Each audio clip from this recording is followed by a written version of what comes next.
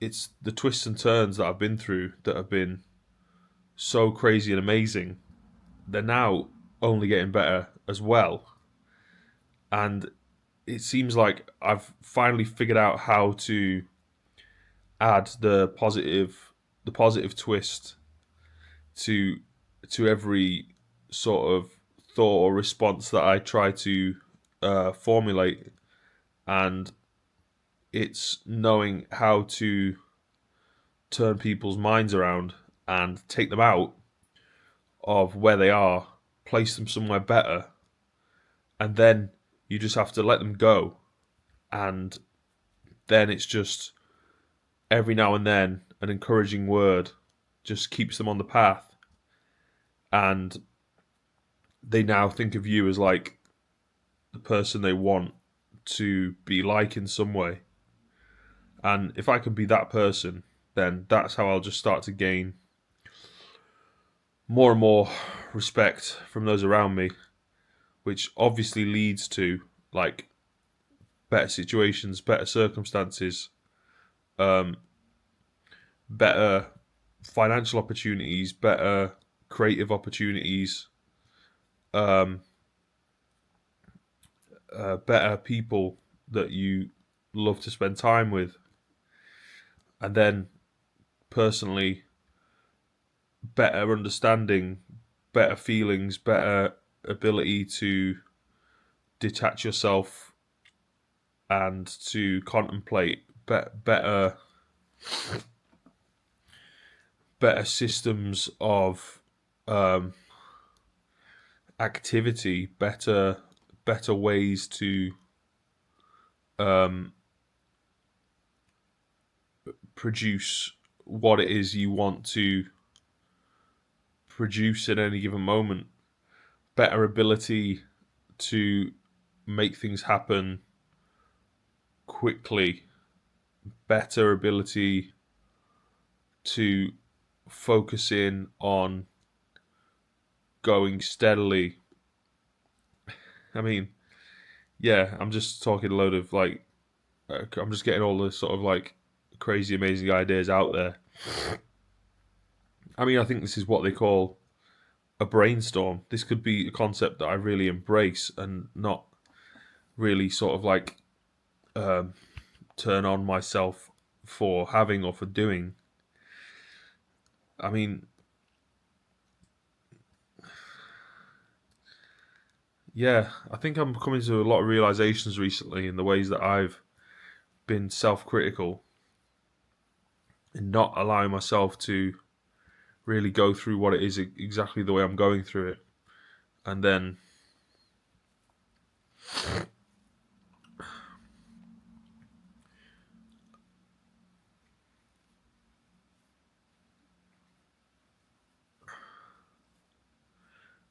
get encouraging myself to make good of that which comes to me.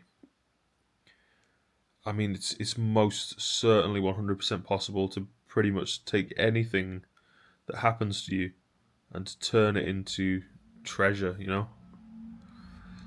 To make it make sense, to make it something great or brilliant. Um, it's not always possible, but it is possible, I think.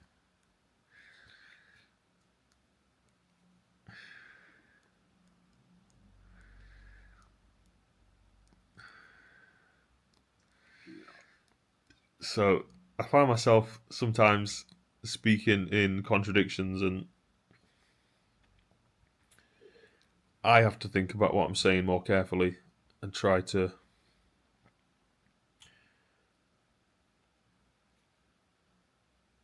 turn what I say into something that makes more sense. But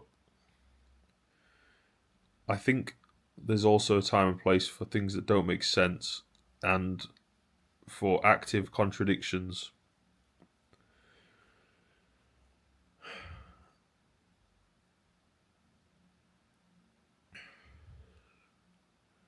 Because those are things that really do exist, and they obviously do have a place and a purpose, and there is a reason why we see contradictions, because it's disagreement that leads to growth much of the time. If one person says, no, I'm not doing this, then they get a clearer sense of what it is they do want to do. And then they probably get away from that person that they were disagreeing with, and then they find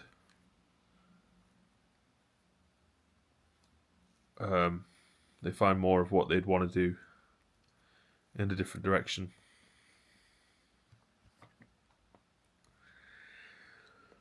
So, anyway, practically speaking, I now have to figure out what I'm going to do right now, this morning, today. And like I said,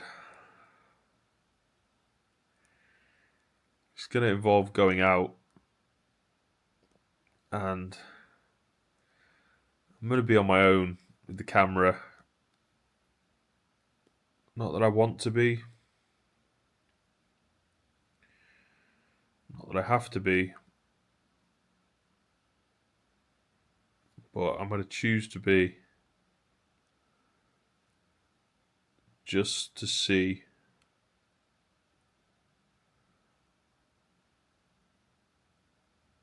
what happens when I become a different person to who I thought I was before. If that means doing that, then I'm okay with that.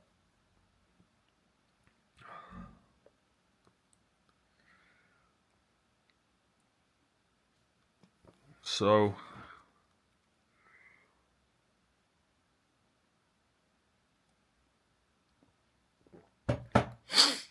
you know what, actually, I'm not going out, at least not right now. Maybe at some point soon. There is more out there that I'm interested in, and I'm looking forward to find out about.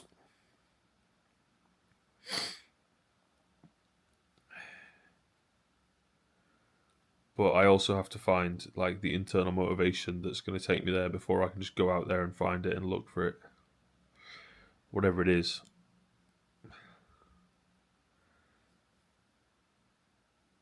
There's lots of different ways to look at everything. And you don't have to think so straightforward as to think like that thought is action or something along those lines. That's not always true. It's not, most certainly not true to me. Thought is not always action. Often thought is just thought.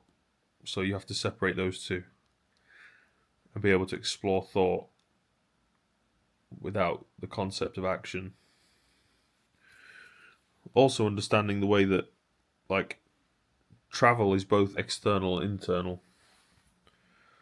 To take flight, to go on a voyage, to see a place with your senses. It can all be done without moving. It can all be done without going anywhere physically. Now, you can go somewhere physically. Of course you can. But you can also just take your mind to that place and see what's there.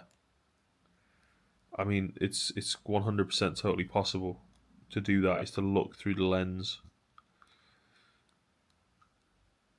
using this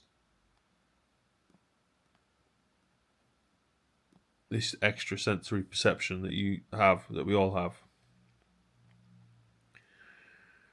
I mean, just think about like what is your ability to visualize as it occurs to you. We all have that ability to think of something and see it clearly within our mind's eye, quote unquote. So what is it that you're doing in that moment? You're taking your mind, you're placing it somewhere else, and in that sense, your spirit is traveling there. Is that called astral travel? I don't know,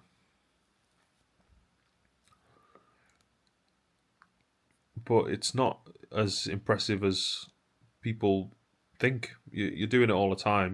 When you go to sleep, you you fly off somewhere else. You go through all these multitude of like awesome experiences, and you go to all these other places, and you do cool stuff like all in your dreams. And you can wake up and say, "Oh, it's just a dream. It's not real." And obviously, like that's true, quote unquote. But we could wake up from this life and say, "Oh, it's just a dream. It's not real." Do you see what I'm saying? It's like you don't know how real or unreal something is, and the experience of it is all you have to inform you of what it is. So to me, really, your dreams are just as real as anything you do in the so-called waking world.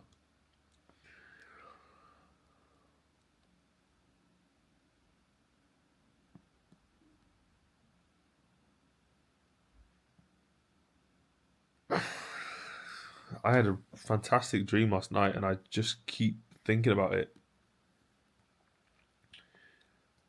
Um, and that happens to me really often. Is that I will have a dream that I will constantly throughout the day. My mind will go back there, and I'll keep thinking about it. And in that second, I'm going to that place again. I'm in that dream world again, just for a very short period of time, and it feels like this just rejuvenating, sort of refreshing, revitalizing spirit. You get like a short second of like downtime where you feel a bit like saddened, and then you remember this dream, and it puts you back into like a joy and a feeling of like now you just want to carry on again. It's like you get this happens to me. I get this feeling of like I don't want to carry on, and then the dream appears again, or I get this tiny little recollection of the dream, whatever it was that I had, and then now I want to continue because I want to go to that place again, wherever that is.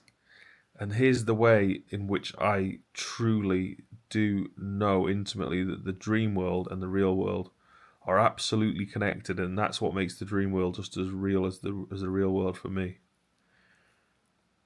Is that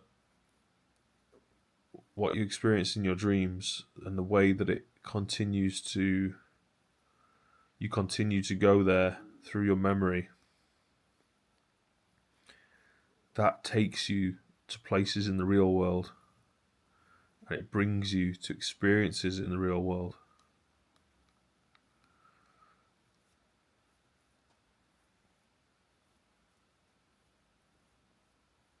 And it's like an internal guidance system. I used to be really connected to this concept of having like these these internal guides. They come to us in dreams, they come to us in like thoughts and feelings, and it's like the spiritual essence of um, what it is that we follow to get to the places, both physically and mentally, that we want to go to. Um, and again, with these concepts, they come under so much scrutiny for being like disbelieved. Um, but it's going on with everyone. Everyone's got this going on, whether they sort of know it or not. Is they have little thoughts that come to them in a way that they pay more attention to, and they know when to stop and to start what they're doing based on these thoughts and feelings that they have. And I guess you could say these thoughts and feelings are your own, and obviously they are your own, but they can also appear as another person, just the way that you can. You or I can appear as another person at times.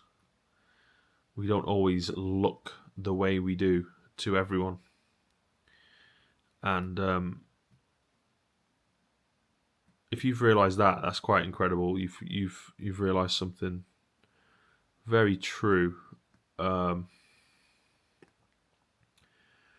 it is again like a not so easy pill to swallow for certain people that have very set ways of thinking, and they're not sure how to actually free themselves from those ways of thinking. Is like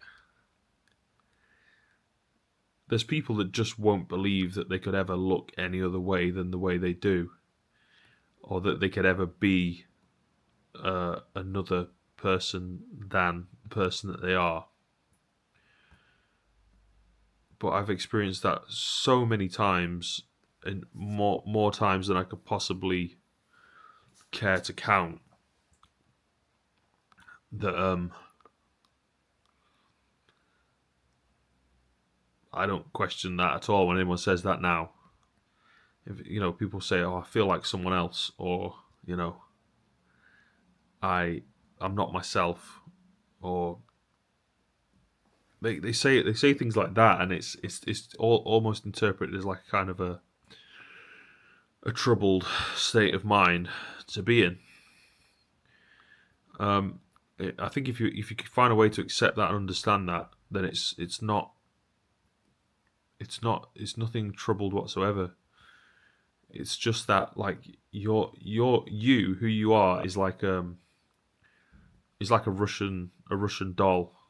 You know how there's a person within a person within a person within a person within a person within a person within a person. That's you and me. That's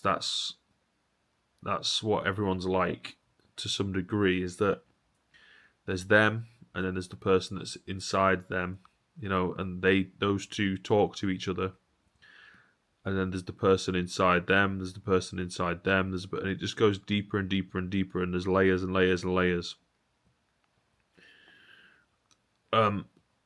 So that's what it means to be human, and that is the evolution, is finding the deeper being that has more wisdom, that knows what is going on, and can explain and make sense out of anything.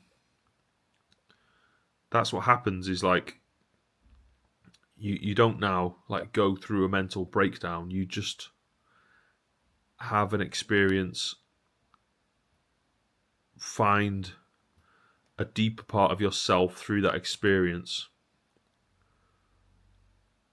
and then become that deeper part of yourself, so that it's no longer a part of yourself, it is now you. And then you do that again and again and again and again and again. So you keep finding a deeper part, a more wise part, a smarter part. And every time you get in touch with that will unfold into more of what you want to be, until you and that deeper part of yourself become inseparable. And now there's no way for you to tell what is you and what is that. So that's a beautiful place to come to. And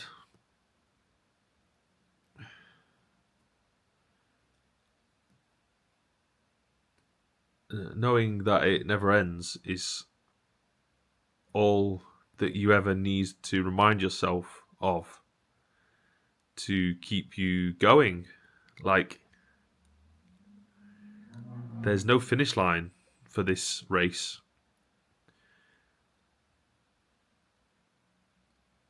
it's like you're running the race of life. Is like you cross the finish line, and then now you're on just the next part of the race, quote unquote.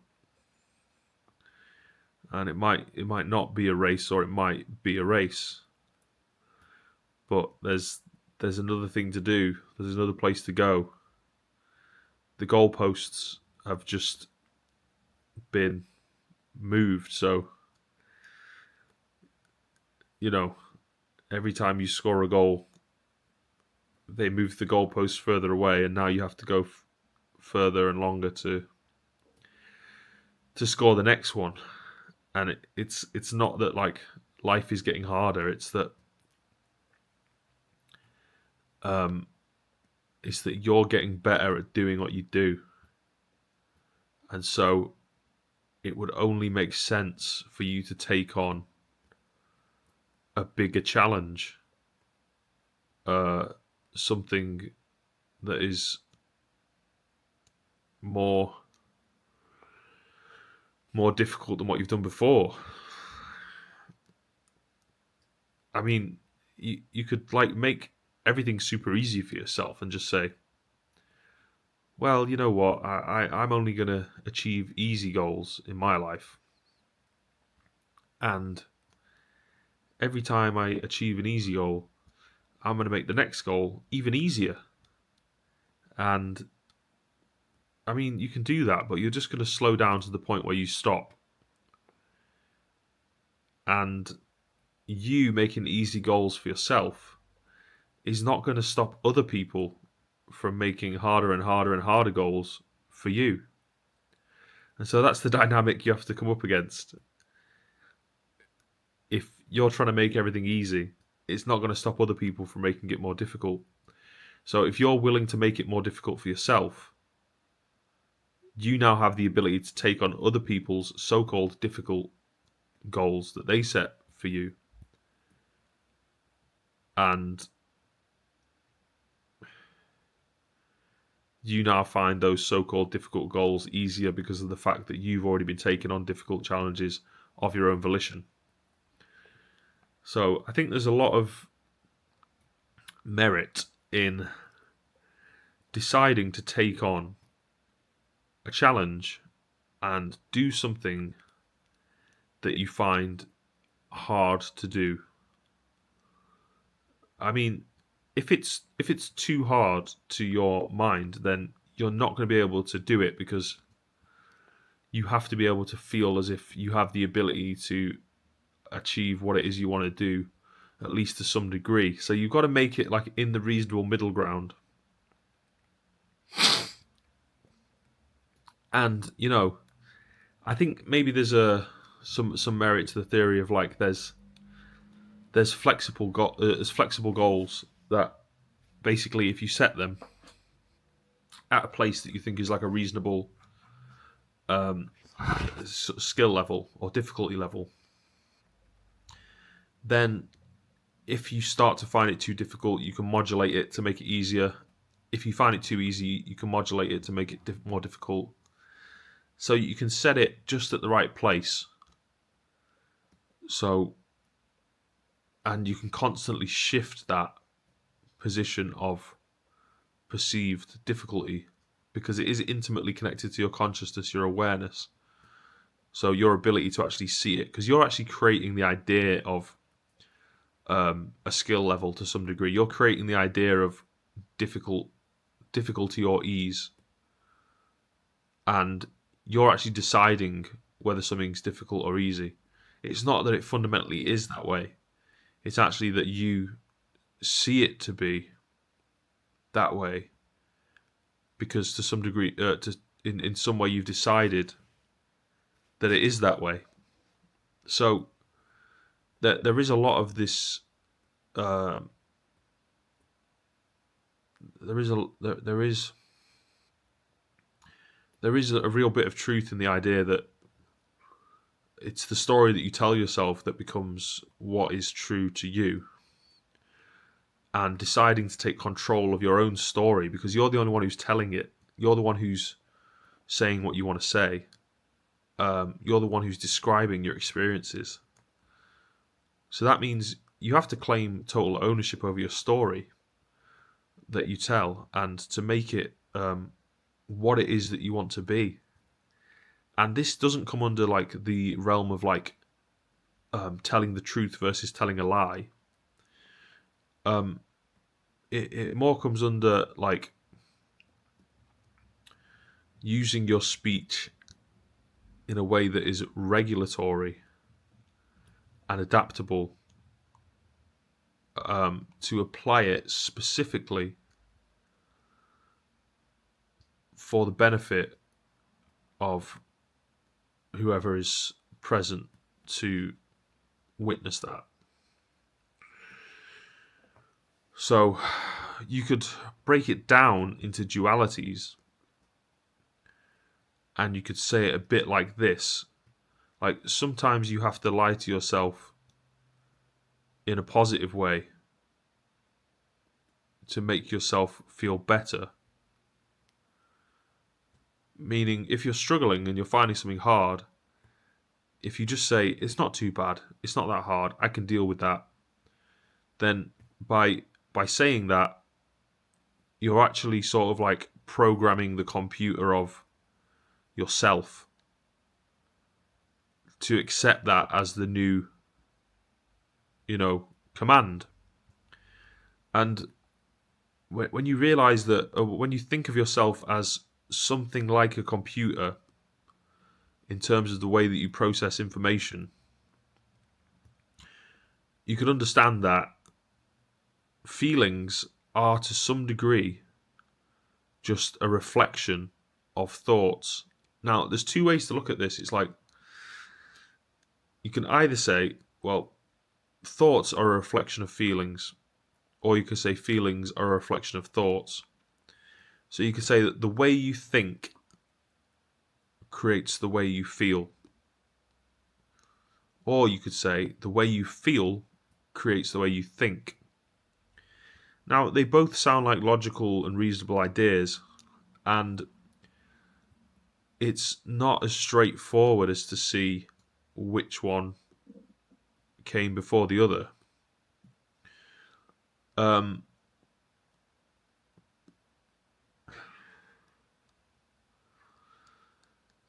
But it's worthwhile noting that they do influence each other.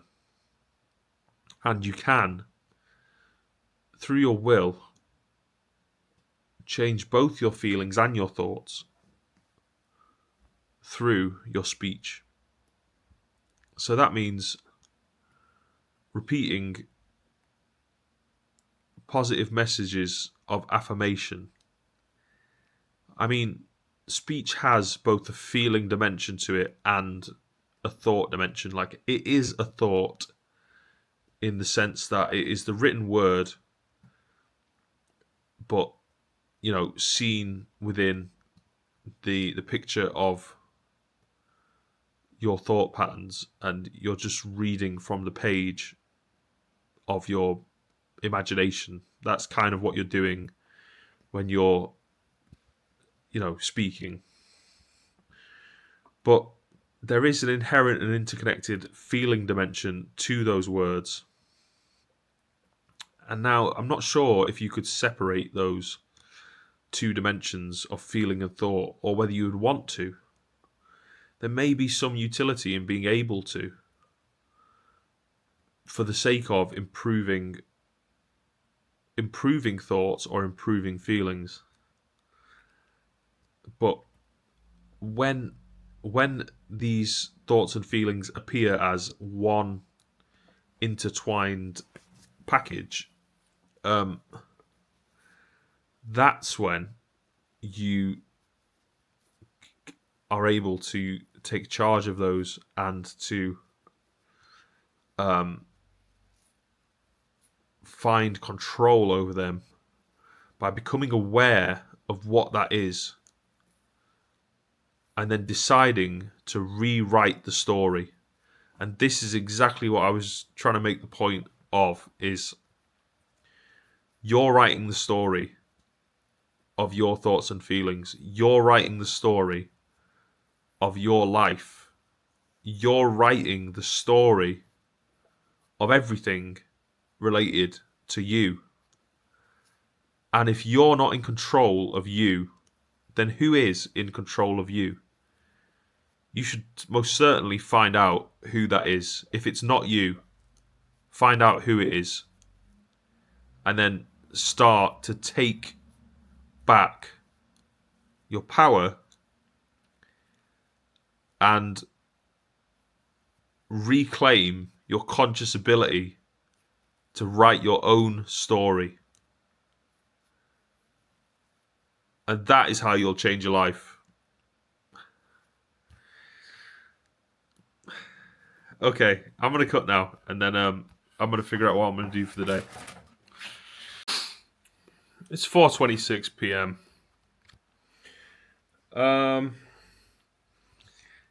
I'll show you what I'm currently doing. Just need to grab some things. 2, 3, 4, 5. KKK. KKK. Oh, maybe I shouldn't say that. Well, I'm just saying K. It's in like okay, you know, K. But then I said it 3 times. KKK. Obviously, we know all about the KKK. They're all very racist. Anyway, so I'm making again. It's some rice, 2 stock cubes, and then I'm going to figure out exactly what I'm going to do, what's going to go with that. I'm thinking about mixing up this chicken balti and chopped tomatoes. But to be honest, what I should actually do with that is I should get the vindaloos. How many vindaloos have I got? So if I do 2 tins of vindaloo and then 1 tin chopped tomatoes, the tomatoes will just mellow out the vindaloo a little bit. Because the vindaloo's so hot, you know. When I say hot, I mean what do you call it? Spicy, you know. So yeah, that's what I'm gonna do. And then after that, next meal is going to be loads of, these are all potatoes, so I think I'll do some roasted potatoes, bunch of them.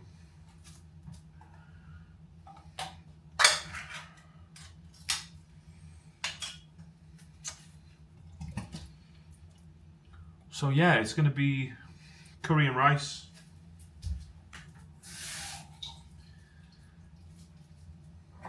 That's not Korean rice, as in rice that is from Korea. It's curry and rice. Curry and rice. So here's what I'm doing. I've got 2 tins of chicken vindaloo going in the pan. Ugh. And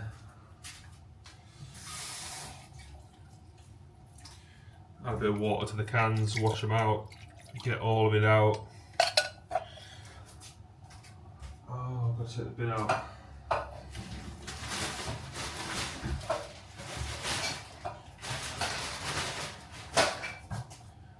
Right, and then, oh shit, ring pull, damn it. Ring pull snapped.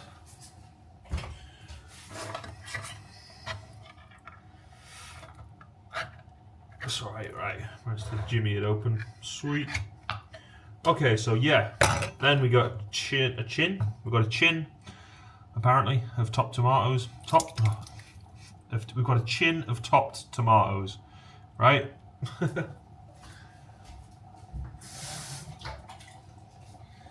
Obviously, I said that exactly as I meant to, you know, and that's perfectly correct. You know what? I think we're going to add one more tin of chopped tomatoes. And then I just have to leave it alone for about, I don't know, 20 minutes? 25 minutes, maybe. One more tin, chopped tomatoes, going in.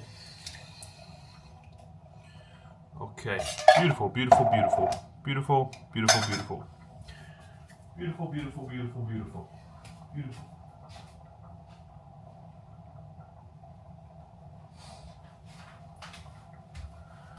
Okie dokie. Right, let's wipe that up. And so, I'll show you what's going on now. This is the curry with the tomatoes. I'm going to give that a stir. So that's going to just simmer away nicely for quite some time. Turn the heat down a little bit. And then we've got the rice here bubbling away. Turn that down a little bit. Give that a stir.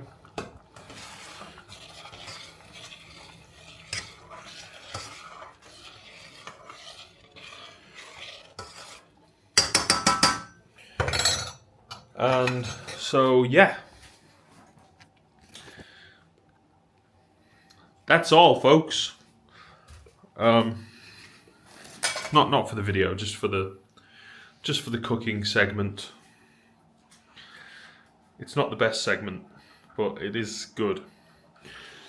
Right, so then I have to figure out, these are going to be the next meals sort of lined up.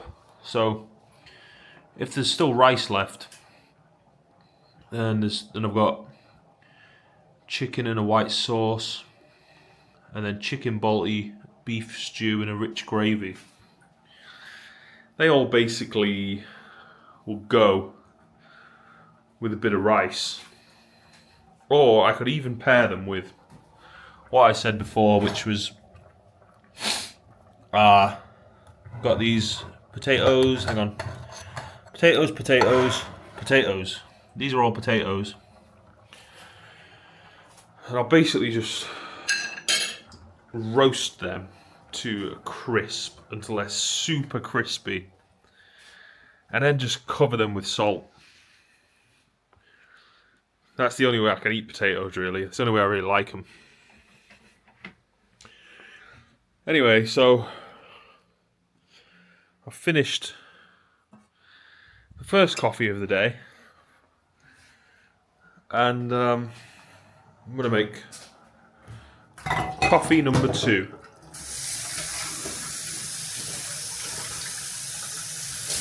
Do-do-do-do-do.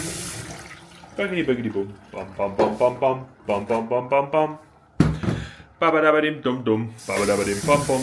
Bum diddy bum dum dum diggy dum dum. Baddy biddy bum bum. Baddy biddy bum bum bum. Diggy dum dum. Baggity dum dum. Bum bada bum bum. Bada bada bada biddy bum bum bum. Bada bada biddy biddy biddy biddy biddy biddy bum bum bum. Baddy biddy bum bum bum. The only way I get to play drums anymore is by singing out my beats like that. Beatboxing a little bit.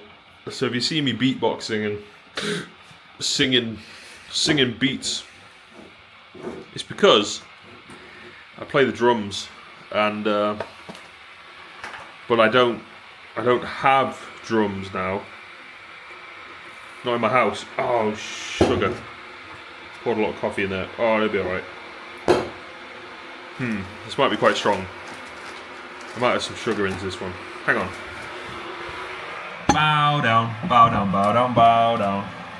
bat diddy bat diddy bat diddy bat diddy bow bow chicka bow bow chicky chicky bow bow bada bada bada bada bow bow chicka bow bow baddy baddy bow bow chicka bow. Okay, right, so we've done another super strong cappuccino.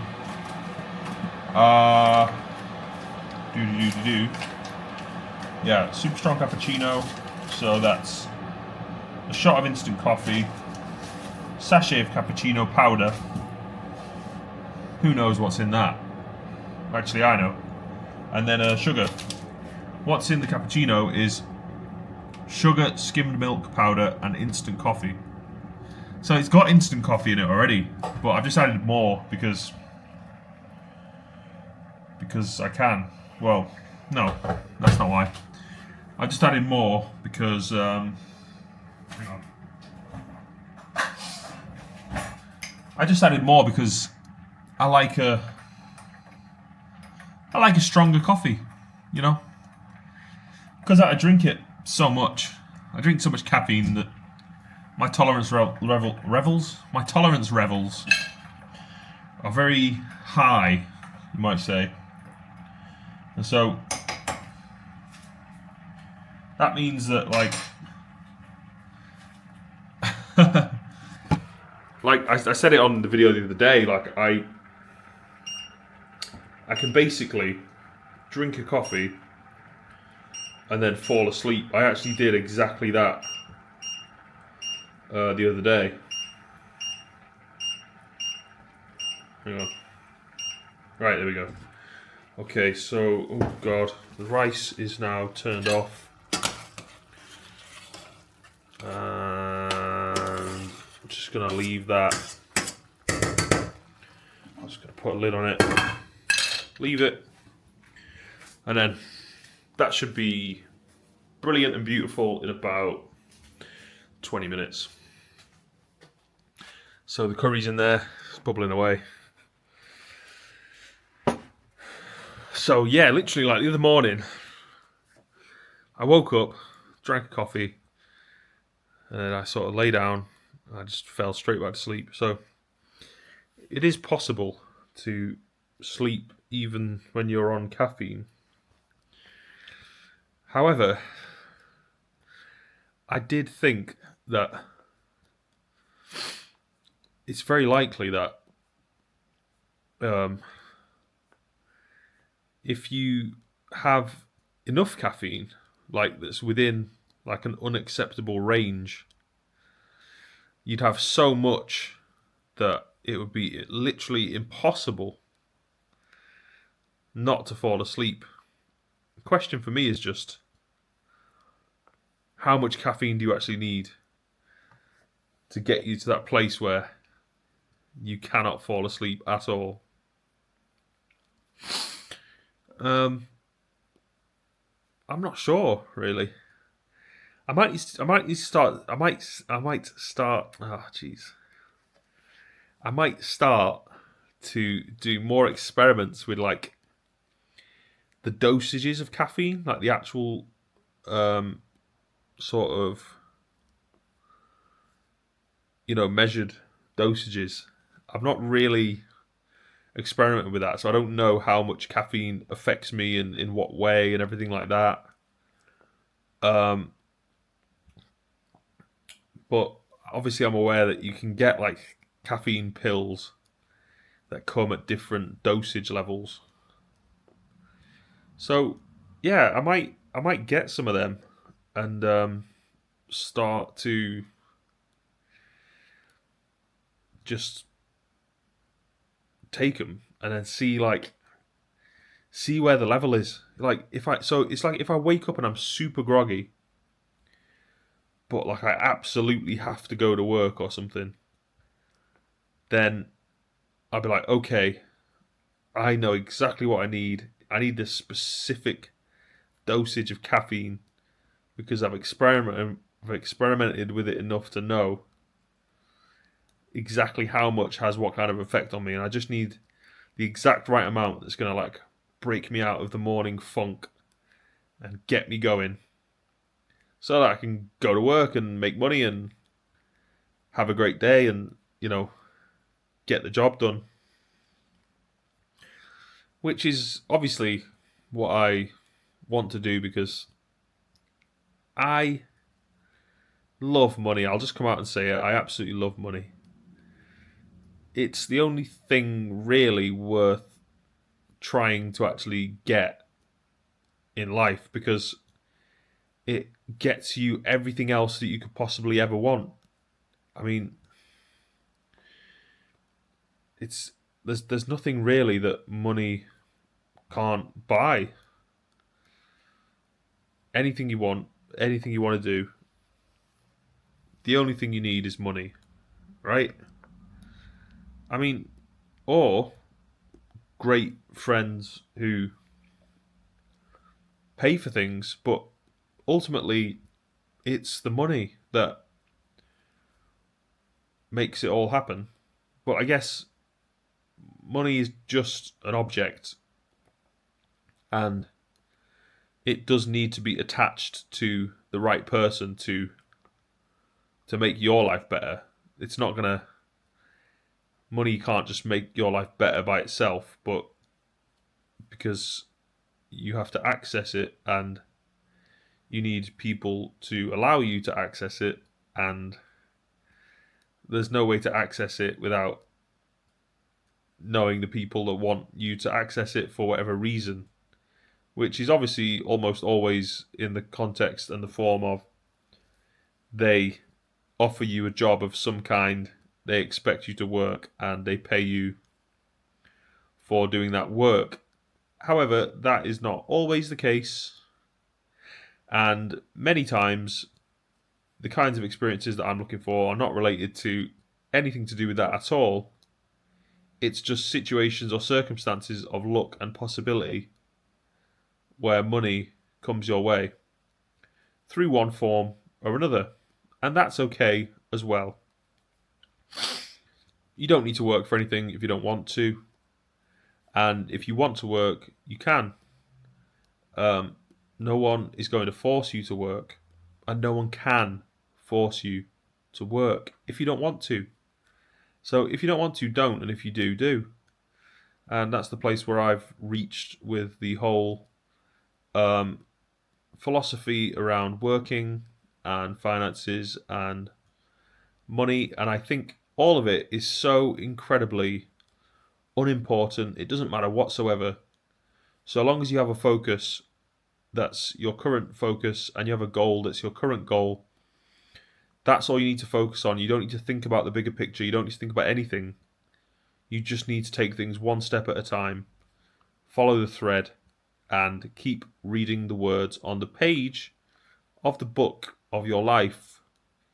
That is what leads to every single thing that you do, every single thing that happens, every single thing that comes your way is related to and created by you following the thread of the story that is written, that is available to you. Now, if you don't know what I mean by this, it's simply that every time you go to speak, every time you say something, where do you go to find the words? The place that you go to find the words is what I'm calling the story of your life, and you're simply just reading from the pages of the book of the story of your life. That's where you get your lines from. That's how you know what to say and when. And that sounds like a very inorganic thing, but when you realize that you are both writing and reading from the book, that is when you realize all the power is yours. And it's not that you're reading from a book that is written by anyone other than you. It's written by you. But you decide that you want to read your story. And that's what it means to have a stream of consciousness. That's what it means to think out loud. That's what it means to speak. That's what it means to say anything. That's what it means to have a conversation. Is you're reading from the pages of the book of your mind. Where do you think these words are coming from? They're just appearing in front of your consciousness, in front of your awareness, and you're seeing what it says, then you're connecting to those words and you're speaking them. Now, there is obviously levels to consciousness, so you become aware of what is written, so to speak. You become aware of your thoughts. You become aware of what is there, and then you look at it, and sometimes you can think about it and you could decide whether you're going to say that or not. Because, of course, you don't have to say that, and you shouldn't always say that, whatever it is that comes up. There's some things that are just kept quiet. There's times to be silent and reflect. You don't have to always speak every single thought that you ever have. Obviously, you don't have to do that. I mean, I encourage myself really to talk more now at this point in my life because of how much I'm benefiting from that. But it's not for everyone. There's some people who are reading from the book way too much, and they're actually better off thinking about other people and thinking about what's going on in their story and then rewriting their own through the crossover of these channels. Anyway, I need to check the curry. Okay, the curry is still doing great. It needs more time. It's still looking quite watery, but it looks very good. And I'm very much looking forward to eating it.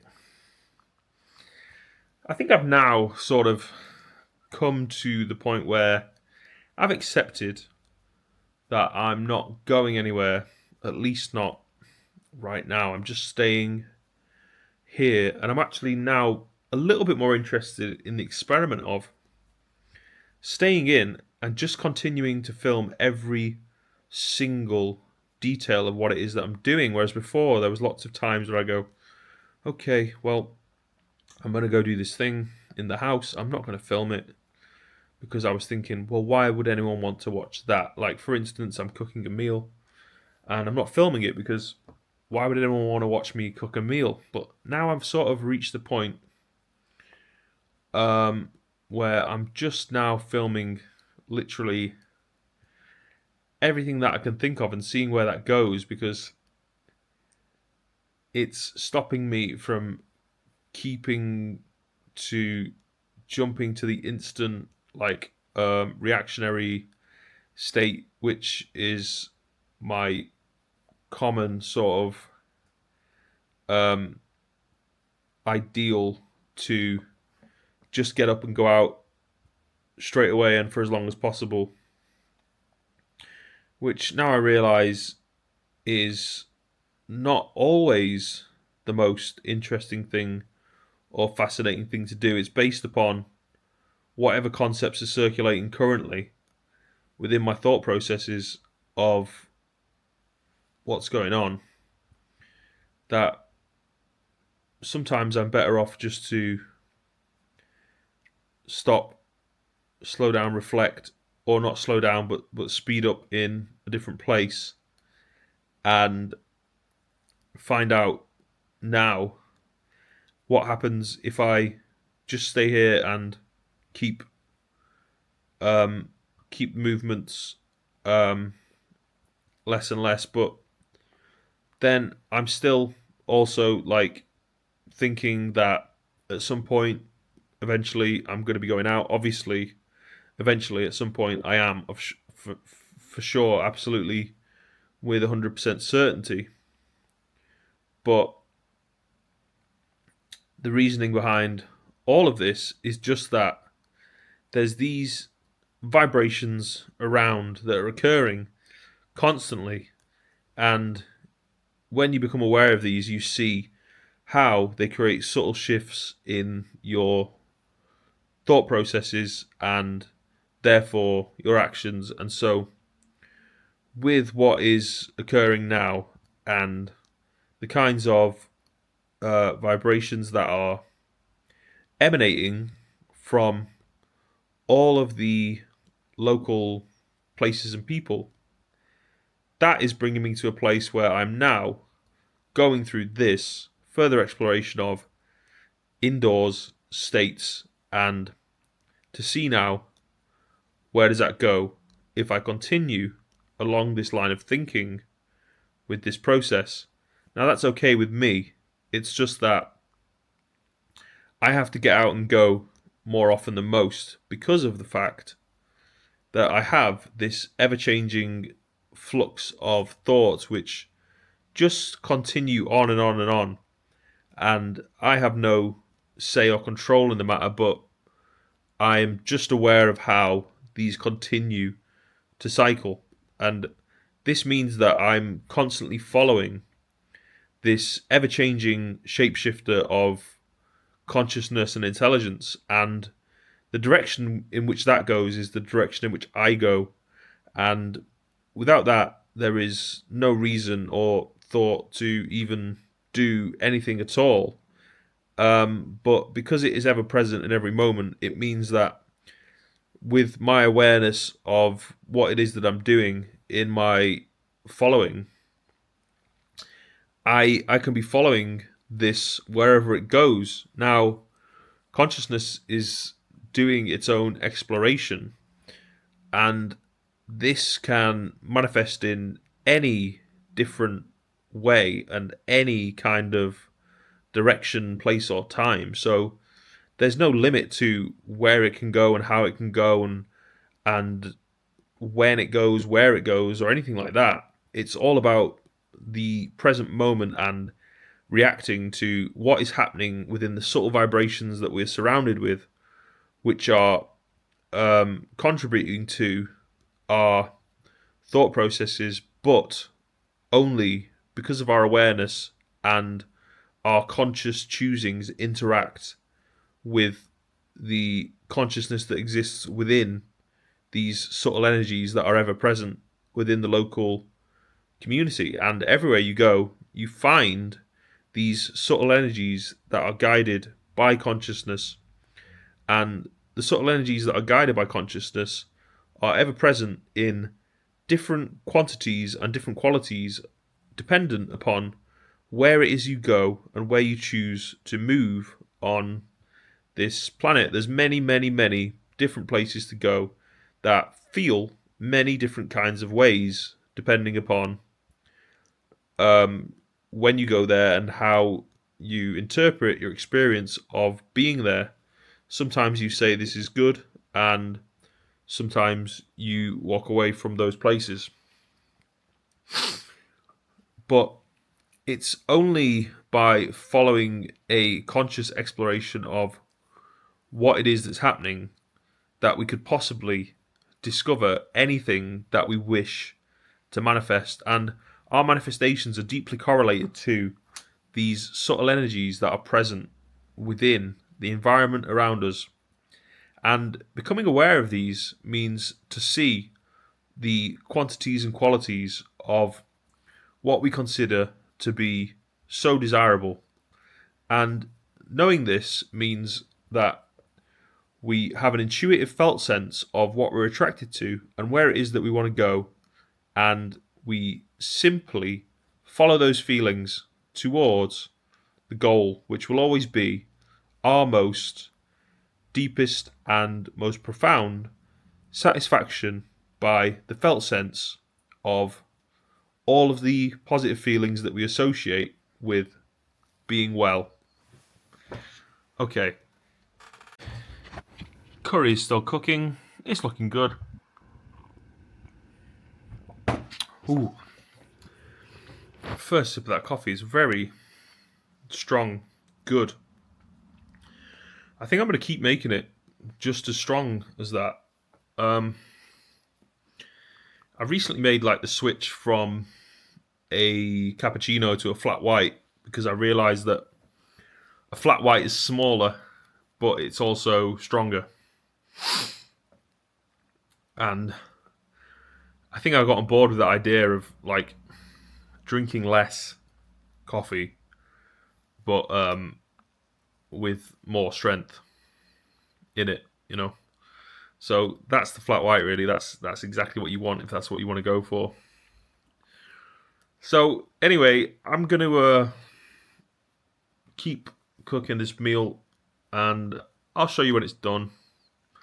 I guess that'll be the next clip.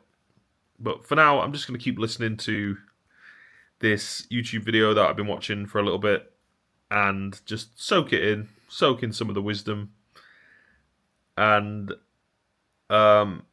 stop talking for a little bit. Okay? Alright, so the food is done, and I've just got to let it sit for a little while now. It's obviously super, super hot. I don't want to eat it when it's super, super hot, because you just can't eat it. It's just not even... It's not even enjoyable to try burning your mouth. Is it? So anyway, in the meantime, let's read a little bit more of The Story of the Streets by Mike Skinner. This is now just me. I don't want to hear your opinion. Thank you. So I'm just going to be reading books much more often from now on. So if you don't like it, just go away, all right? I'm not asking you to watch this. So just shut up, yeah? Right. Insofar as I had a single personal ambition with regard to my music before it began to become successful, it was probably that I wanted to be there when someone played one of my songs in a club. In the mid to late 90s, when I was really into Armand Van Helden and all those early speed garage tunes, that was definitely what I would have aspired to. However, once it finally started happening, which would have been around the time of Don't Mug Yourself, I realised very quickly that it was an experience I didn't enjoy at all. I just found it really claustrophobic. For me, it was the musical equivalent of the moment in Being John Malkovich, when John Malkovich goes through the portal into his own brain and everyone's wearing masks with his face on. If a DJ played one of my songs when I was in a club now, I'd leave. But before it actually happened, it was all I ever wanted. There's a lesson in that somewhere. Maybe I should frame it in a more positive way. I still like the idea of people playing my music in clubs, and I used to think that I wanted to be there when it happened. But now I know I don't. I guess that's what's called personal growth. When Original Pirate Material first came out, I hardly did any interviews. But there was a period a few months later on, after the album got on the Mercury Prize shortlist, when the level of promotional involvement required from me suddenly seemed to go up. I'd only been talking to journalists for a few months, but I'd already had a gutful of it. I just thought it was absolute shit and totally the wrong thing for me to be doing.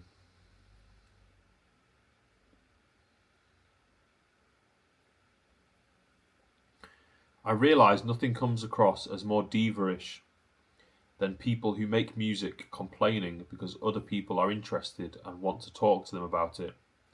But if you're as obsessive about every aspect of the end product of your creative process as I am, you tend to be very resistant to anything that threatens to get in the way. The main problem with interviews is once you get to the point of doing, say, 20 in a day, you're basically having the same conversation over and over again. After 10 hours of that, not only are you repeating yourself to the point of obliviousness, you're also, and even though this seems contradictory, it is actually possible for both of these things to happen at the same time. Hyper aware of every word you're saying. Nothing's natural. You're not really having a conversation anymore. You're completely on autopilot. Obviously, this is quite a dangerous state of mind to get into when your job is talking over a load of beats. But that's not even the worst of it. The real problem is that you first got into music because you believed in its capacity to honestly convey ideas and emotions. And now you're just going through the motions. When you find yourself in this situation in your early 20s, you feel like you're being an absolute whore, and at some level you are. If you have a talent for refining and developing a public persona, you probably learn to ration it out and keep the story moving. But that is quite a difficult knack to reconcile with actually being creative. It's kind of a different thing, more like being in marketing than being an artist. Don't get me wrong, I'm not saying marketing doesn't have a part to play. People in really big bands think about marketing a lot. When they're in the studio, they are generally thinking about making big songs. But the minute they're out of there, they're thinking about marketing. Because deep down, it's all about being a big band. And you don't become a big band without wanting to be one. As I've got older, my opinions on this issue have softened a bit, though it may well be how few interviews I've agreed to do that's allowed me to take a more balanced approach. I've realised that even though you might feel like you're prostituting yourself by saying the same thing in a series of different situations, the people who care about your music don't necessarily see it that way. Unless they're either in the music industry themselves or a rabid enough fan not to hold you morally responsible for anything you do, the chances are most of them won't see more than one or two of those 20 interviews. So when you say that thing you've said loads of times, they'll probably read it as if you only had that conversation once. Two important realizations come from this. The first is that the decision about whether or not you're going to be a complete tart matters most to is you. Hang on, let's try that again. The first is that the decision about whether or not you're going to be a complete tart matters most to is you. The second is not to be too up yourself. There are plenty of different ways to disappear up your own arse once you start to become successful. As if the media in your own country don't offer you enough opportunities. There are also the people who like you abroad to contend with.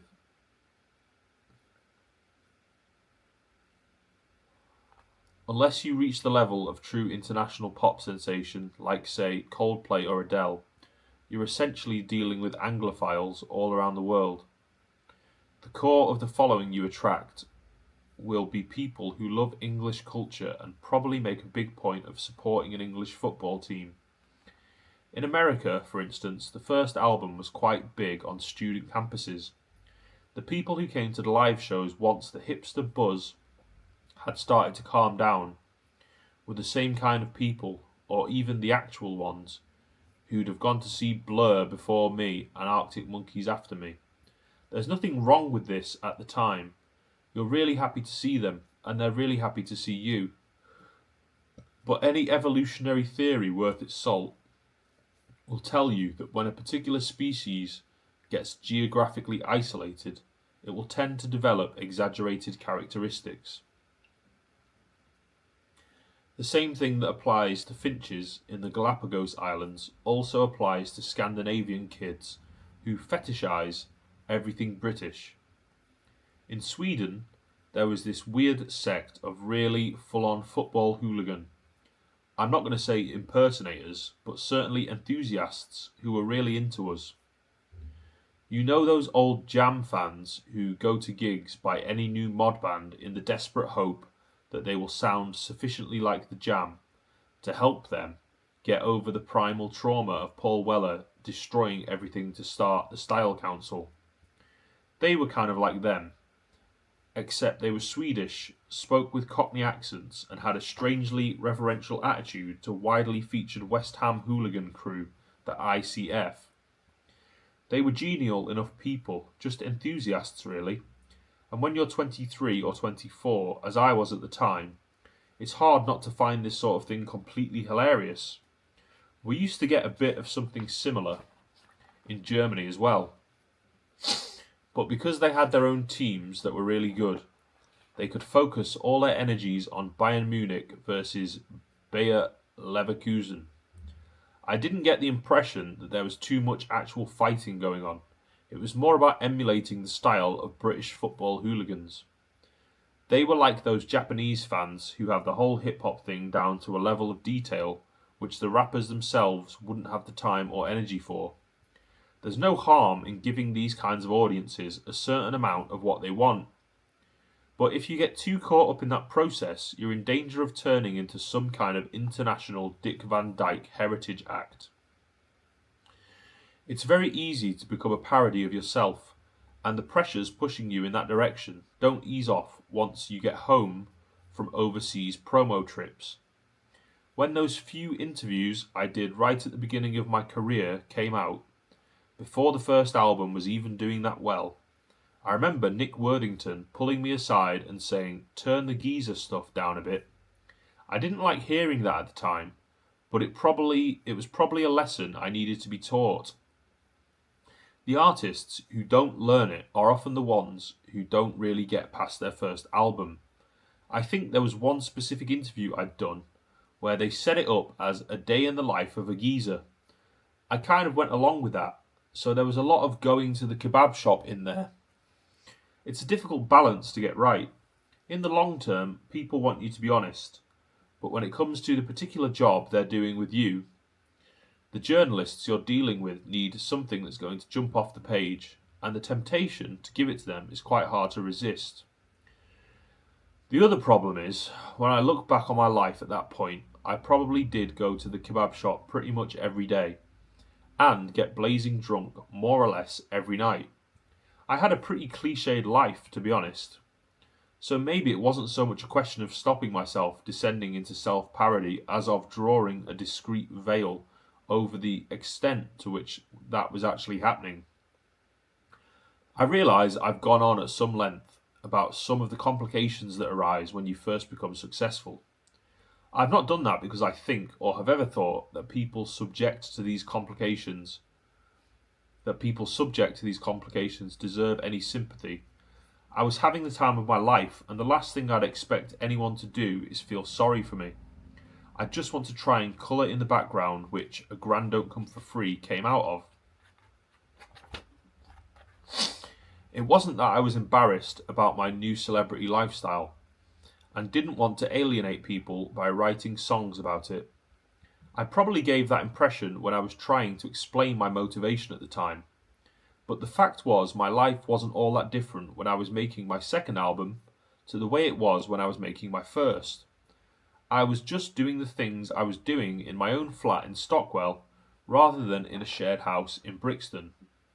The reason I decided to write A Grand Don't Come For Free as episodes from a single unfolding narrative was because I'd got so into my songwriting manuals and books by Hollywood screenwriting gurus, not just Robert McKee, but Sid Field and John Truby as well, and I wanted to try and put what I'd learnt from them into practice. Every song needs a drama at the centre of it, and once you have the drama, the song writes itself. That's what I firmly believed, and still do believe. I'm not alone in this conviction either. It's something pretty much all rappers seem to be sure about. When you listen to hip-hop, you're kind of enveloped in their awareness of it. These guys are telling stories about killing people, but with a few highly publicised exceptions, no one's really killing anyone. No one's actually got a gun. They talk as if they have, and they might have seen one in a pub once, but generally that's as far as it's gone. They may be microphone assassins, but they're not actually murderers. There's nothing self-conscious about the decision they make to do this. I don't think Dizzy or Raekwon ever tell themselves, "I'm creating the persona of a man who carries a gun and is willing to kill anyone." They just know it's what's expected in the musical culture in which they operate. In the same way, people have to die horribly in operas. I was creating drama in the same tradition, but I needed to do it in a way that felt closer to me. I wasn't starting from scratch, but I wanted to do something that was consistent with both the culture my music had grown out of and the person I actually was. I'd always felt like I was a songwriter of some capacity, and I knew I wanted the songs to be exciting. So I decided the best way to ensure they turned out like that was to come up with a fictional story about a character whose life overlapped with my own. Sometimes that was done in a roundabout manner. but the subject matter of the songs on the album that ended up working the best, Fit But You Know It, Blinded by the Lights, Dry Your Eyes, was all drawn fairly directly from my own life experiences. That didn't stop them being stories though, but I think all rap music is, and rock and roll too, come to that. Every now and again, something comes along which you think is authentic, in the way that 50 Cent was when his first album came out. But if you believe in it too literally, you're liable to get horribly disillusioned. I'm not saying rap or rock and roll are all lies. You can stumble on moments of honesty that will knock you off your feet. But the closer you get to those moments, the harder it is to escape how much work has gone into them. I'm also not saying that the people who make records always have a clear understanding of the effect their words and music are going to have. I'm living proof that this is not the case. When I made my first album, I wasn't remotely conscious of where it belonged in the marketplace. I got it all wrong. I naively thought it's so obvious, once this comes out, everyone I know will understand it. Then it didn't really register with the people I thought it was aimed at, and an audience I'd never considered ended up really liking it. As you get older and more experienced, you begin to covet that kind of innocence. The great thing about A Grand Don't Come For Free is that it inadvertently gave me a second bite at that particular cherry. After Original Pirate Material, I was so convinced there could never be any correlation between the people who liked my stuff and a mass audience that I never bothered trying to court one. If I'd been doing that, I certainly wouldn't have made a concept album about someone losing £1,000 down the back of the TV. I just went ahead and did exactly what I wanted, and it miraculously transpired that this was just what the mass audience was waiting for. By the time Fit But You Know It came out, I was already noticing a big change in the crowds at the live shows. All of a sudden, the people coming to see us were the kinds of audiences I'd always imagined my music reaching. It was a bit Nirvana-y, only the other way round, when Kurt Cobain became really popular. He started hating all his band's new fans, but for me, the opposite was the case. I found it much easier to relate to people who only got into the streets after Dry Your Eyes. The success of A Grand Don't Come For Free made me realise that there's only one way of reaching a certain type of person, and that's by being big. You're just not going to reach them by any other means. I know this probably seems like putting the cart before the horse, but actually it's not. The truth is that there's a wider audience which you'll only have a chance of connecting with once you've reached a certain level of recognisability. It makes no difference if what you do is perfectly calculated to appeal to them. If it doesn't come to them through the right channels, they won't notice it. I was lucky that I'd made such an unconventional debut album, and it had done alright, because that gave me the confidence to think that what worked for me was telling it like it was. If I'd been really cynical and that had been successful, I probably would have done that again. 50 Cent is quite guilty of that, I think. He believes that he has a role to play, and he plays it in quite a ruthless way. Yeah, when it first happened, the whole get rich or die trying phenomenon wasn't nearly as cynical as he seemed to think. People were awestruck by this great story, and it was very well produced, big sounding music. There's nothing cynical about the process which caused people to be impressed by that. It's human nature. So it was a shame he ended up turning the whole thing into a cartoon. I think everyone is at risk of doing that, though. It's the Mississippi cotton picker paradox again. You can't be an actual gangster and travel the world making great gangster rap music. You can take the grimiest guy off the street and give him a microphone, but it's more than likely the music will be awful. Maybe Jay-Z was a real gangster once, but he isn't now. Tupac was never a real gangster. He went to stage school, but he hung around with the right people and got the idea too well in the end. When 50 Cent first came out, the really refreshing thing about him was that he had the honesty of a man with nothing to lose. He used to talk about how much he'd loved Tupac when he was growing up. It didn't matter whether what Tupac was rapping about was literally true in the way that 50 Cent's gangster scenarios would be. The important thing was that he made amazing music. It's really hard to do that, and the fact that he had that ability was the reason people liked him so much. If the validity or otherwise of Tupac's gangster credentials was totally immaterial to 50 Cent, it's hard to see what reason anyone else would have to be too bothered about them. 10. Before I started working there in my mid to late teens, Burger King was always my favourite burger. Is it still? Probably, but it doesn't have quite the same magic as it once did. You know how something becomes greater than the sum of its parts? When you have actually physically assembled those parts, it is no longer greater than the sum of its parts. It is simply its parts.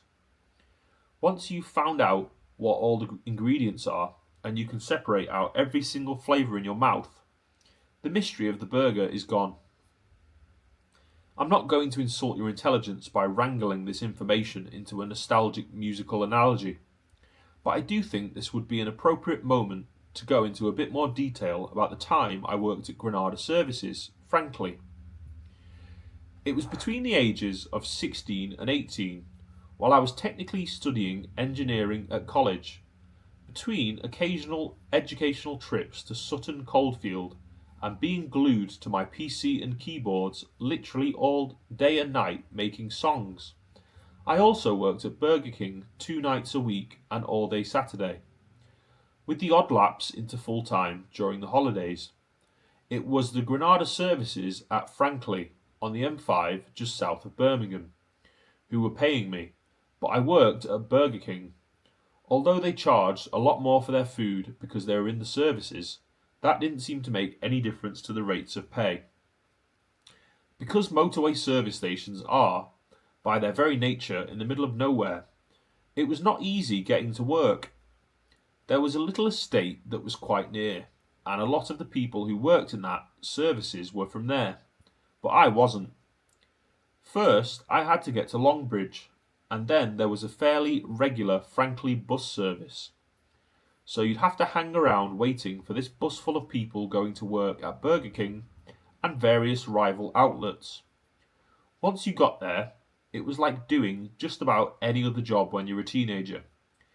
I was quite an isolated figure and didn't really socialise with anyone, though I was going out to clubs a lot at that point, so I did sometimes bump into people around Birmingham.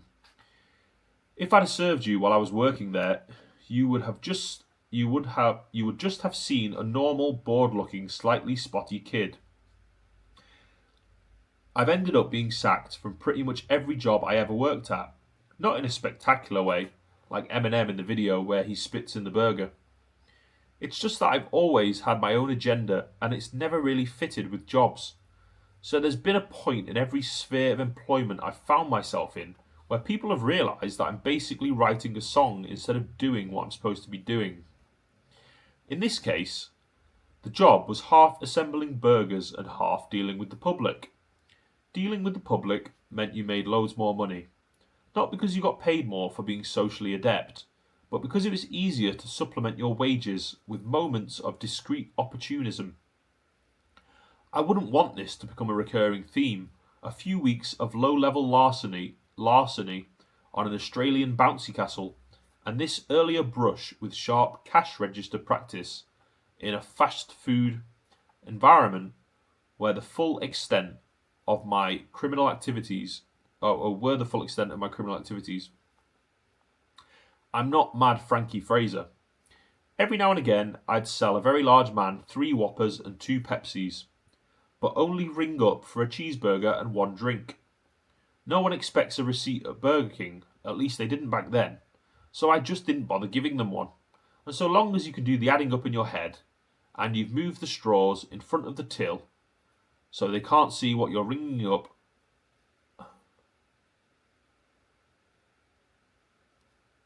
a small-scale, informal employee profit share scheme is entirely practicable. Basically, it's the same as working for John Lewis, but without the paperwork. I wouldn't say these practices were endemic, but there was definitely at least one other person who'd had the same idea. I wasn't part of a criminal gang, though, I tried to be smart about it, so I never discussed what I was doing with anyone else.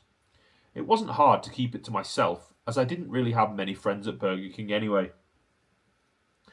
Most of the people I used to hang around with at the time worked at McDonald's, and they were the absolute worst. When we went out to clubs at the weekend, their wealth was noticeable, whereas my financial situation was more hand to mouth, in a literal sense, as far as the one tab of ecstasy a night, that was generally all I could afford, was concerned. I don't know if fast food sales procedures have changed these days, but anywhere you go where chips are called fries and the box of straws has mysteriously moved in front of the till window, I think you can be fairly sure someone's up to something. Mine was a family with well-established moral foundations, and my mum wouldn't have been too impressed if she'd found out what I was up to. In fact, I don't think she'll be too impressed now. Sorry, Mum. In my defence, I think I had a fairly realistic sense that my offences were small beer in the larger scheme of things, and I wasn't enough of a hypocrite to attempt to vindicate myself by claiming they were somehow justified by Burger King's crimes against the environment. I didn't feel like I was embarking on a life of crime and would inevitably end up drifting into heroin abuse and having a dog on a string. I'm glad to be able to say that this confidence has proved largely, setting aside the odd dodgy moment fearlessly documented, albeit to somewhat mixed reviews on my third album, well founded. In the household I grew up in, there was definitely a prevailing belief in the institutions that had improved the lot of British working people. Burger King would not necessarily have been classed as one of those institutions. My mum cooked a lot of roasts, and my dad used to do sausage stew once a week. That was his signature dish, as far as I remember. We'd probably have fish and chips once a week, but as they both worked full time, once I got into my teens, there was certainly an element of getting a pizza out of the freezer every now and again. I don't remember my dad as having been specifically Tory or Labour. I didn't actually know which way he voted, but by the late 80s and early 90s, even people who might have been sympathetic to Mrs. Thatcher early on thought it was going a bit wrong. I think it's fairly widely held view that every political dream pursued to its end becomes fascism. Factor in the possibility that the NHS might be in danger, and it was no wonder that by the time I was old enough to notice, Labour seemed to be in favour pretty much throughout the nation. Although hip-hop, Public Enemy accepted, is not often explicitly political, rap's implicit ideology tends towards aspirational conservatism. Obviously, there's more to it than get trainers, then get money, then keep it. But there's no denying the prevalence of that kind of materialist thinking either. Nor was there any question that this way of looking at the world was slightly at odds with the way my parents would traditionally have seen things. I definitely think my family are a little bit socialist, in the same way that I think almost everyone in England is. And the reasons why I would view my own culture from this slightly outside perspective come purely from hip-hop. I always had a lot of respect for the way my parents raised me. But whatever the rap thing is, I held that in very high esteem too when I was growing up. And I was very ambitious to be a part of it. You know how it is when you go into a shop and ask the price of something, and it's much more than you expected. Like, how much is that shirt? It's £2,000.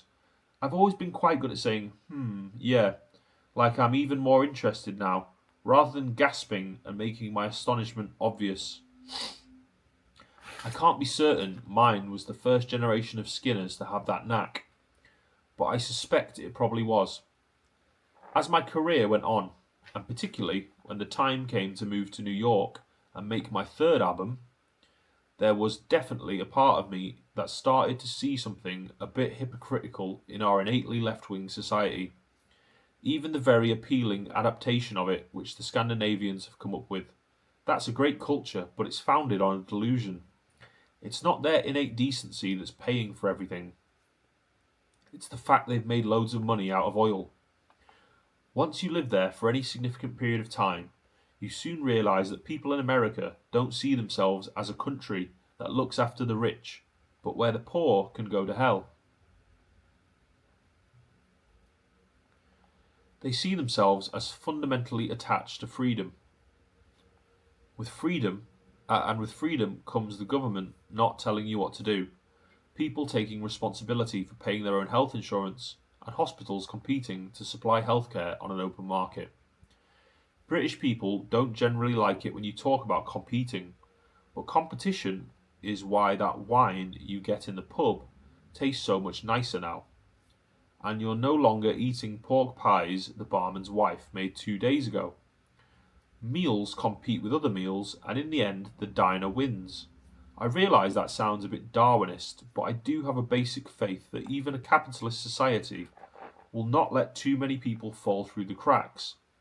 I know some might consider this faith misguided, and even though I'm not quite sure where it comes from, maybe going to secondary school in an area, Bourneville, that was once a model village set up by benevolent Quaker industrialists might have something to do with it. Either way, at the same time as maintaining my hard-headed, even slightly mercenary, hip-hop inspired socio-economic attitudes, I always had my enduring and very English distrust of obvious showing off to contend with. I'd be exaggerating if I said this ideological struggle was tearing me apart, but it was no wonder having a #1 album left me feeling a bit conflicted. The first time the streets took me back to Australia, I felt really privileged. I'd met an insane number of people from all over the world when I was in Sydney originally, and I felt like a lot of them weren't going to get to go back there. They probably all had normal jobs by then. Heading back down under wasn't quite what I'd expected though. I knew the places, but I didn't know the people, and even now it still comes as something of a shock to me when I go there. By the end of that millennium year, there were so many people I knew, yet somehow they've all gone. This seems to back up the suspicion that Australia was my equivalent of university. I've spoken to people who've been back to the town they went to college in and had a very similar feeling. It's humbling to discover that this place was so important to you, but you no longer matter to it. And the latest load of people who've just moved in and think the place is all about them are in for a shock when they go back too. I've already mentioned the bar I worked in, where the manager was a terrible cokehead. I won't say its name to save the publisher's legal department any anxiety, but in all my years in the music industry, I've never seen a more Jekyll and Hyde coke addict than this guy. Every now and again, you might get cornered after a gig by someone who will bang on at you in a coke-fueled way about the lighting or whatever their personal interest is. But even when people get really leery, there's usually an undertow of friendliness to it. This guy wasn't like that though. We really liked him during the day, but at night he would just berate us. I remember him asking me once what I did away from Australia. I told him I was a producer, and he went into this massive rant at me. "You're not a fucking producer. You're no one. You're just working in a bar." Obviously, there was an element of truth in what he was shouting, but that didn't make it any less evil. That first time I went back to Sydney, I went back to the bar to try and find him. I actually took a few people along with me. I thought, I'm going to find this guy and be like, look at me now. I really wanted to confront him with how wrong he was, so this whole little subplot in my life would have a punchline. But it turned out he didn't work there anymore. I guess that was the punchline. There was no guy. The ultimate demonstration of my mixed feelings about the public acknowledgement of success was the way I behaved at award ceremonies. I only ever went to 2. When the first album was up for the Mercury, I'd learnt my lesson by the time the second one was nominated, and I stayed at home and watched that on TV. And when I won a Brit Award for A Grand Don't Come for Free, I found these two experiences so painfully embarrassing that I've never really spoken to anyone about them since.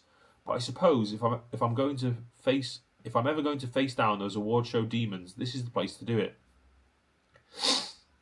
Dizzy Rascal was up for the very same awards over the years after me.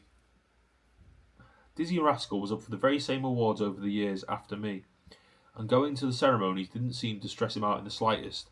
I wasn't sure why our reactions were so different, but I admired and maybe even envied his capacity not to let it bother him. Maybe his hip-hop mindset was subject to less static interference than mine. I suppose it's the disdain for being seen to be showing off thing again that made those kinds of events such a nightmare for me. It's like, why the fuck are you there allowing someone else to tell you what is good and what is bad? It just doesn't make any sense. Unless you subscribe to the idea that other people know more than you about what it is you should like about music. Obviously, the reason bands or Dizzy come to that but bother to turn up is the hope of selling more records. I want to do that too, so I certainly wouldn't criticise anyone else for openly pursuing that goal. I just didn't seem to be able to do it comfortably myself, at least not in that arena. When I went to the Mercury's, I got really drunk. I sat there in my tracksuit next to a load of people wearing dinner jackets, which is ridiculous in itself. I mean, I've been to black tie events. Why not just fucking wear one? It's an occasion. It's not like you're getting into bed with the system. I've always hated it when bands say, yeah, we'll go, but we'll tell everyone it's a load of shit, and then we'll have a fight. But essentially, I was doing exactly the same thing, slouching around the table in my tracksuit, absolutely slaughtered, with everyone who'd worked really hard to help my record do well, and a load of other people who were just in the music industry and wanted to have a nice evening. I can't remember what I said when I had to go up and speak to Jules Holland, but my wobbly impression of the evening, as a whole, is that my behaviour was pretty horrific. I don't think anyone was impressed with me at all. The only other major award ceremony I turned up at was the Brits, and that was because they wanted me to perform Dry Your Eyes. I've never objected to doing a song on TV in that kind of situation. I don't know why, but it always felt like being on Top of the Pops or later was okay, even though it's just as desperate as turning up at an award ceremony in some ways. We did the gig, performed the song, and it seemed to go really well. I think people like the fact that we didn't make a big production of it and throw loads of money at the staging, which is a mistake you'll often see made at the Brits, though it was fun when So Solid Crew did it. But after that stripped down success, I suddenly thought, I can't do this sitting at a table with the cameras watching me thing, and I just lost my bottle a bit. I had a security man at that point, and I just asked him to take me home. He was a proper bodyguard. He'd been doing Chris Martin before me, and I think he's worked for Lily Allen since, which must have presented its own problems. It's not like you think you're Justin Bieber. I'd never have walked around town with security in the daytime. It's just that things get to a level where you have moments that are a bit hairy. Mainly it's at gigs, outside the venue, even getting on the tour bus. But it can happen anywhere you get concentrations of people who are particularly excited and/or drunk. At those specific moments, you need someone there to help you, or you just wouldn't be able to go anywhere. Anyway, this guy wasn't in the business of arguing with me, so he agreed. And when the time came for me to be presented with the award, I wasn't in the room. Ted had to go up and accept it for me, and he took Beats stalwarts, the Mitchell brothers, up with him, which was good, because they were subsequently to be the subject of scandalous neglect by various music industry award-giving authorities. Most people probably assumed I was face down in a big vat of drugs in the toilet, which I effectively was, but in the comfort of my own bathroom rather than in the full glare of the media spotlight. It was as simple as that, really. I went home at about 9, then everyone else came back after the Brits was over, and we all got really mashed up. There was also an after-show party hosted by Warner Brothers, and by the time it got to about 2 in the morning, I decided I quite liked the idea of that, if only because I was probably going to be able to get some more drugs there. If you can't find cocaine at your own record company's party when you've just won a Brit Award, then the music industry really is in trouble. But by the time we got there, it was really late, and most people had already gone home. I walked in, and the few stragglers who remained were all asking, "Where have you been?" Then I saw this massive ice sculpture of the Warner Brothers logo, the shield one they have on Bugs Bunny, and I thought, I'm having that, because I'm sure I fucking paid for it. So I picked it up, carried it out of the room, put it in the back of the Range Rover my security man was driving, and we drove it back to Stockwell and put it in my bath. It lasted 3 days. I'm not kidding, those things just don't melt.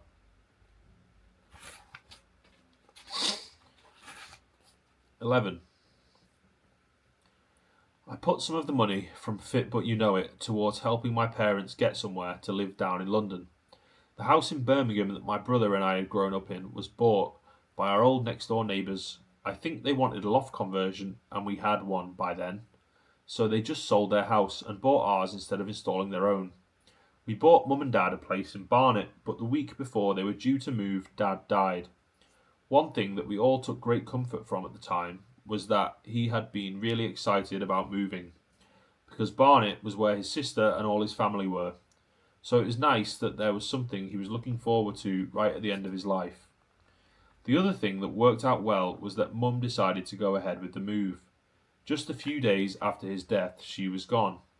At the time, this felt a bit weird because it was like, oh, Dad's died and he's never going to get to move to Barnet.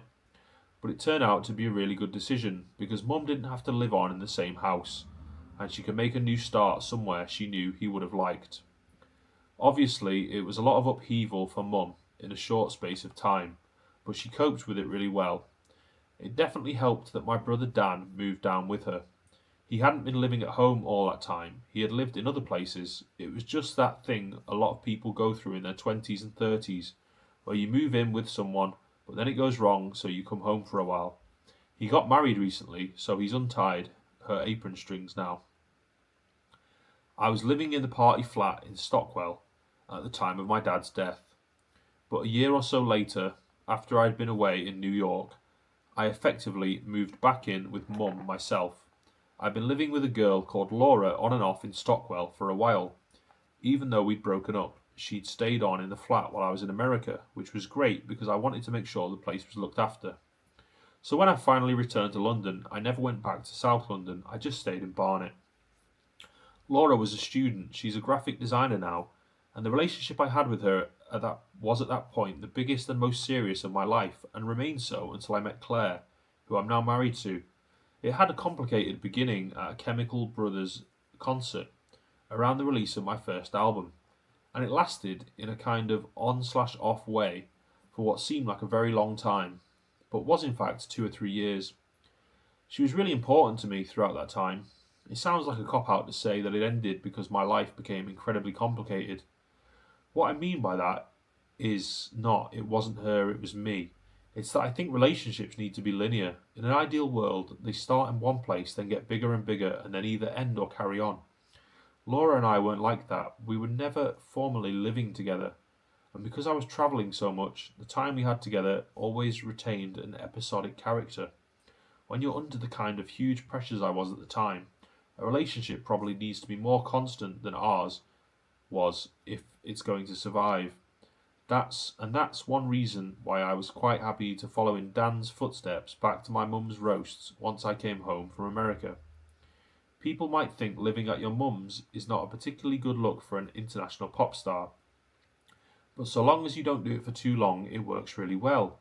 It's not like you don't have the confidence or wherewithal to make your own way in the world, and it's really important to have familiar faces around you when you come back from touring. First, because you've got used to being part of a large group of people with a shared sense of purpose. And second, because it's good to have someone to remind you that the life you live when you're not on the road needs to have a few more boundaries in it.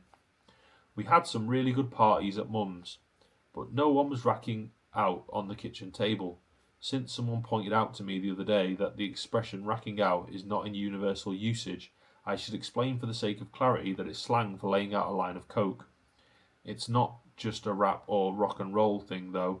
You don't have to be involved with either of those two notoriously fast-living activities to know what racking out means. All you have to do is live in Barnet, which is a pretty fun place. In fact, it's a veritable coke cluster. For me, living part-time at my mum's was like the best of both worlds. On the one hand, I'd get that kind of homely feeling, and on the other, there was no need to start getting into arguments with her because every few weeks I'd be off on tour and then I could do whatever the hell I liked. Paul Oakenfold sent a blunt to my dressing room once with a note that said, "Calm down." This is a veteran of Primal Scream and the Happy Mondays, so if he's telling you that, you know you've erred on the messy side. We had the same live agent for a while and we were both playing the Miami Dance Music Convention. I was on stage first, completely annihilated, shouting at all these beautiful American dance fans with dummies, or pacifiers as they call them, stuck in their mouths. Dance was massive in America even at that time, but still kind of on an underground level. Paul came on after me, being worshipped and doing the whole pointing at people in the crowd thing like he does. I was basically just staggering around, pouring brandy all over the place at the side of the stage, and eventually had to be removed by security. It wasn't quite as much of a breach of etiquette as the more celebrated stage invasions of Jarvis Cocker or Brandon Block at the Brits, or Kanye West at the MTV Awards, come to that, but I had certainly crossed the line. My mum's dad was a sailor in the Merchant Navy and he definitely liked to drink. Let's just say he was pretty serious about his rum and leave it at that.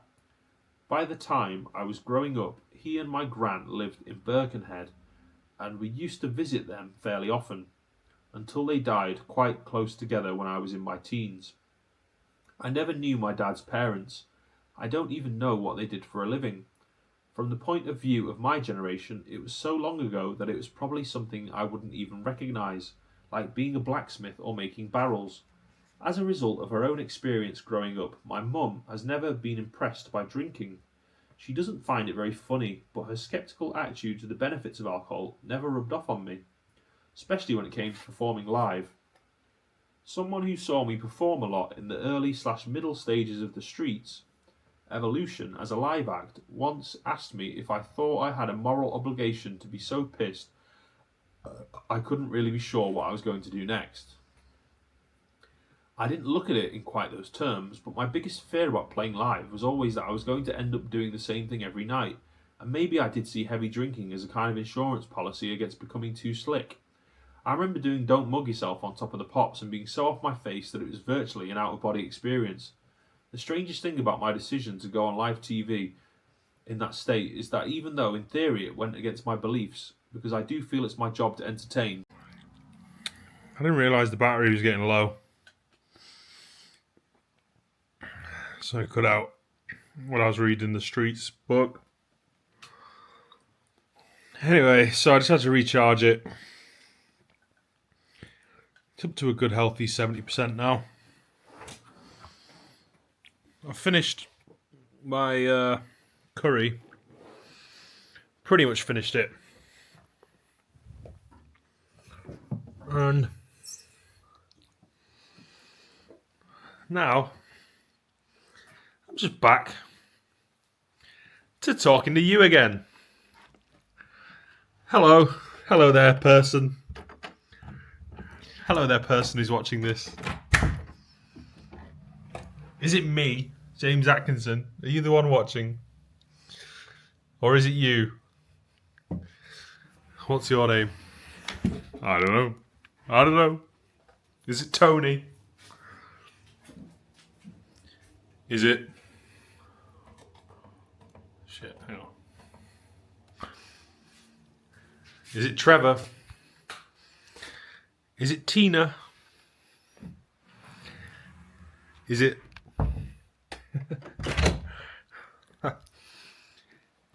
Is it Lisa? Is it Sophie? Is it James? Is it Jenny? Is it Roger? Is it Stephen? What is it? What's your name? Is it Ryan? Is it Govinda? Is it Patricia? Is it Stacy? Is it Gregory? Is it Ronald? Is it Donald? What's your name? What's your name? What's your name? Anyway, I'm now just busy making content. Happy, happy, happy, happy, happy. Smiles, smiles, smiles. And I'm not talking about life no more. Now, just talking about, not talking about anything. Just talking. Not just talking. So, Just look at my face. Look at my head. Look at my hood. Look at my nose. Look at my eyes. Look at my ears. Look at my teeth. Look at my mustache. Look at my everything. Who am I talking to? You. You. That's who I'm talking to. Okay. So, I'm not going to lecture you with any sort of ideas or anything. This is just a video log, and it's a complete experiment to go to all the places that you've never been before, mentally. And that's why I want to do it. It's so great. I love doing that. Anyway, at some point, I'm going to have to get to reviewing today's footage. Even though I haven't been anywhere, I am going to have to get round to that.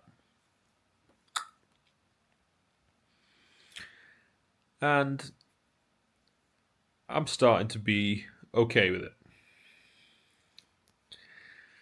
Although for now, I still just want to carry on talking as much as I can.